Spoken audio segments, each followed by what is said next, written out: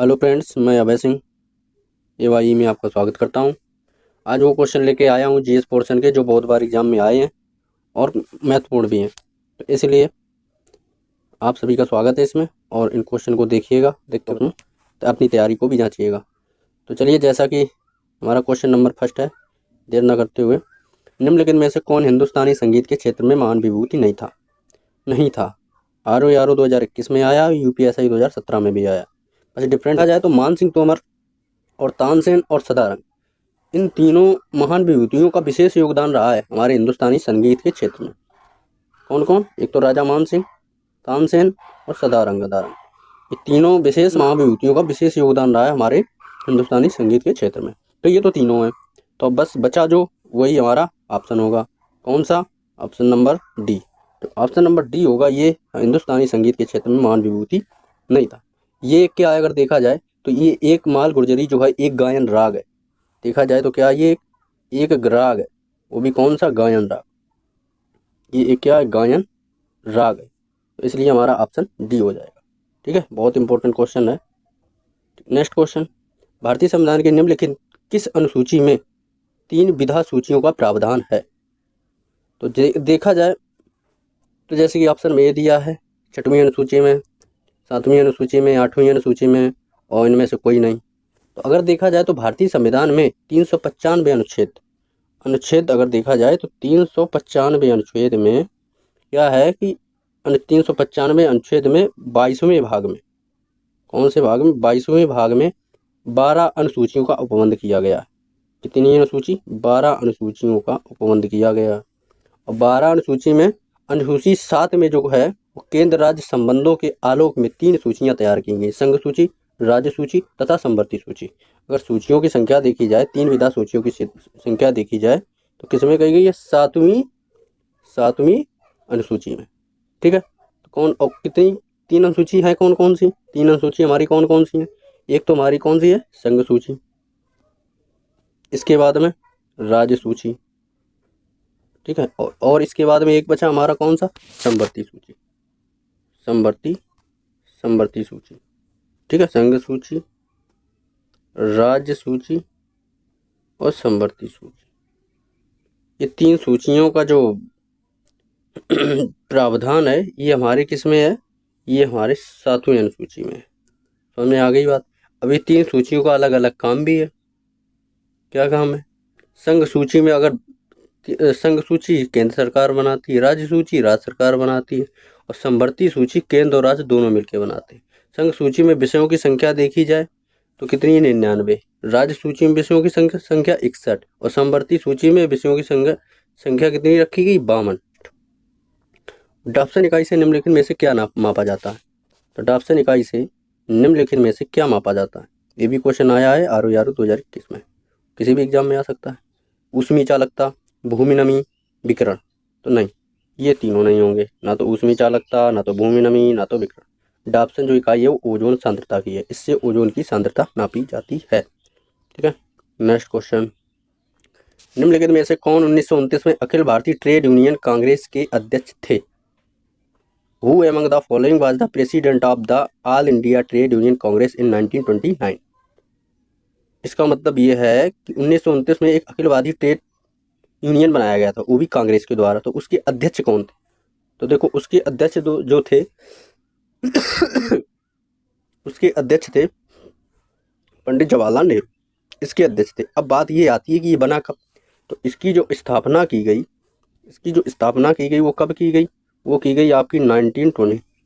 स्थापना इसकी करी गई 1920 में, 1920 में। अगर देखा जाए कहाँ की गई, तो ये की गई आपकी मुंबई में। ये कहाँ की गई? आपकी मुंबई में की गई।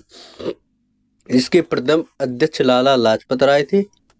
1928 में जवाहरलाल नेहरू बने थे, लेकिन अगर देखा जाए जवाहरलाल नेहरू 1928 में बने थे, और 1929 में भी दिया जाए अगर सुभाष चंद्र बोस का नाम ना हो, तो हमारा ऑप्शन ये जवाहरलाल नेहरू ही होगा। ठीक है, चलो नेक्स्ट क्वेश्चन की तरफ। बालकास झील निम्नलिखित देशों में से किस में स्थित है? मतलब बालकास झील निम्न में से किस देश में स्थित है? कजाकिस्तान, किर्गिस्तान, रूस, तुर्कमेनिस्तान। तो बालकास झील जो है हमारी बालकास झील कजाकिस्तान में स्थित है। कहाँ स्थित है? कजाकिस्तान में। किस्तान में इससे इससे दो और बड़ी झील है। कौन? तो सबसे नंबर पे कैस्पियन सागर है, ठीक है। और कैस्पियन सागर के बाद में कौन सी आती? अरल सागर झील। अरल सागर झील, ये दो झीलें और बड़ी। और तीसरी सबसे बड़ी झील बालकास झील, जो कि कहाँ है? कजाकिस्तान में। तो हमारा ऑप्शन भी सही हो जाए। तो 26 में गठित नौजवान सभा का प्रारंभिक सदस्य कौन नहीं? अंबिका चक्रवर्ती, यशपाल सिंह, भगत सिंह, छबीलदास। तो इसमें अगर देखा जाए तो कि नौजवान सभा की स्थापना भगत सिंह ने 1926 ईस्वी में की थी। ये तो बात सही है। इसके प्रसिद्ध सदस्यों में अगर इसमें जो प्रसिद्ध सदस्य थे वो कौन कौन थे? तो उसमें देखो, इसकी अध्यक्ष इसकी सभा की गठन किसने किया था? भगत सिंह ने किया था। ठीक है, ये तो ऑप्शन होगा नहीं। दूसरी बात, और इसके प्रसिद्ध सदस्य और कौन थे? छबीलदास जी थे, इसके प्रसिद्ध सदस्य थे। यशपाल जी इसके सदस्य थे। जयपाल भी इसके सदस्य थे। जो एक जयपाल जी थे वो भी इसके सदस्य थे। और राजगुरु जी भी इसके सदस्य थे। हमारे क्रांतिकारी नेता राजगुरु जी भी इसके सदस्य थे। जो अंबिका चक्रवर्ती हैं वो इसके सदस्य नहीं थे। तो चलो नेक्स्ट क्वेश्चन की। सूची 1 को सूची 2 से सुमेलित कीजिए तथा सूचियों के नीचे दिए गए सही उत्तर सही चुनिए। तो ये हमारी कैरोटीन क्या होती है? कैरोटीन हमारी विटामिन होती है। तो हमारा ए का 2 हो जाएगा। ए का दो इसमें भी है, ए का 2 सी नंबर में भी है, और हो गया फर्स्ट। तो इसमें देखो बी का फर्स्ट सी नंबर में भी मिल रहा है, इसमें भी मिल रहा है। इसका मतलब ये दो ऑप्शन तो होंगे नहीं, इनका तो काम खत्म। होंगे तो इन दोनों ऑप्शन में होंगे, ठीक है। और आगे बढ़ो। हार्मोन मतलब हार्मोन जो होता है ये क्या होता है? प्रोजेस्टेरॉन जो होता है वो क्या होता है? हार्मोन होता है हमारा। प्रोजेस्टेरॉन क्या होता है? हार्मोन होता है। वो महिलाओं में पाया जाता है। यही हार्मोन डिलीवरी के समय मदद करता है। और दूसरी बात, यही हार्मोन मेल को अट्रैक्ट करता है। तो ये ऑप्शन नहीं है। सी का इसमें 3rd है, उसमें सी का 4 है। तो हमारा आंसर क्या हो जाएगा? डी। सी का डी। अब बच्चा हमारा एक प्रोटीन क्या होती है? कैरोटीन, जो कि हमारे नैल में पाई जाती है प्रोटीन, कैरोटीन, ठीक है। तो इस तरह हमारा ऑप्शन क्या हो गया? डी हो गया, ठीक। ये देखो बहुत बार आया है। Next question. विलुप्त संख्या ज्ञात कीजिए। ये देखो है रीजनिंग का, ये हमारा किसका है? रीजनिंग का क्वेश्चन है। विलुप्त संख्या ज्ञात कीजिए। चलो भाई ज्ञात करते हैं विलुप्त संख्या। इसको कैसे लगाना पड़ेगा? क्या आंसर होगा? चलो इसको छोटा करते हैं। ये देखो ऑप्शन आ गए सारे। नंबर को ले लें और इस नंबर को ले लें, इनका आपस में मल्टीप्लाई करा लें, ठीक। और ये जो नंबर बचा है इसको ऐड कर लें, और इसका कितना होगा? 5 5 जा 25 प्लस 5 कितना हो जाएगा? 30, ठीक है। इसी तरह अब जो अंदर नंबर बचे हैं ये वाला और ये वाला, इनका क्या करें? आपस में मल्टीप्लाई करा दें। तो 6 5 जा 30, इसका मतलब ये 30 30 बन रहे हैं। इसका मतलब ये 30 30 बन रहे हैं। तो इस तरह इनको भी हम सही कर लें। तो क्या करेंगे? इसमें भी सेम नंबर का मल्टीप्लाई। तो 3 × 3 ऐड 21, ठीक, इज इक्वल टू। तो 3 3 9, 3 3 जा 9, 9 9 21 में ऐड किया तो कितना बचा? 30 बना। अच्छा 10 × 3 करें तो 30 होगा। 10 × 3, तो ए भी आ रहा है 30, ठीक।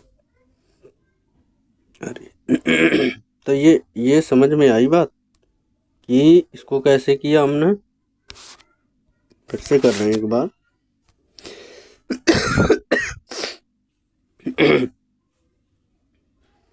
इसको करते हैं 5 × 5 + 5 = 30।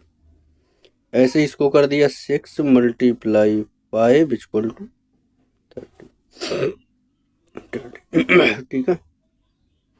ऐसे ही आ जाओ इधर, सेम नंबर का मल्टीप्लाई।